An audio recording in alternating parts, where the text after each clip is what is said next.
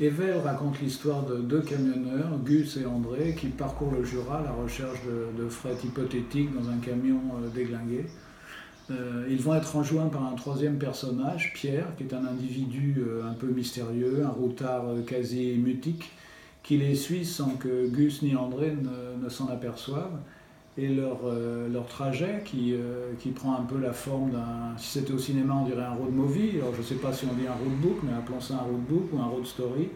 Va les amener à être mêlés à des incidents parfois violents sur fond de tensions intercommunautaires qui secouent le Jura en cette année 1958. Donc l'année 58 n'est pas choisie au hasard, puisque c'est en pleine guerre d'Algérie.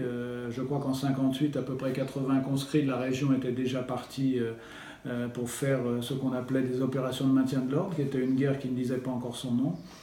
Et donc la région est marquée par cette période. Elle est marquée aussi par une immigration algérienne, marocaine. Et voilà, on est donc dans ces années où les préjugés sont encore plus forts qu'aujourd'hui. Pierre et André et Gus n'en sont pas exempts. Ils véhiculent dans leurs camions, outre leurs marchandises, ils véhiculent tout ce que l'époque peut comporter de préjugés par rapport à ces populations immigrées, notamment algériennes.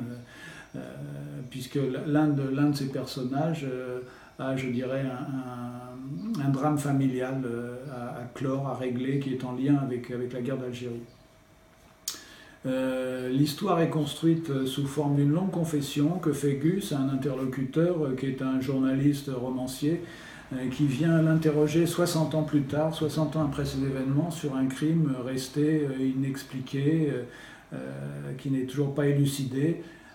Et tout au long de sa confession, Gus, qui est un des protagonistes de cette affaire, va prendre un malin plaisir à placer son interlocuteur dans une situation délicate, compliquée, inconfortable, de façon à ce que celui-ci ne sache plus sur quel pied danser, ne sache plus démêler la vérité du mensonge, l'invention de la mémoire, les souvenirs de tout ce qu'un cerveau peut reconstituer a posteriori.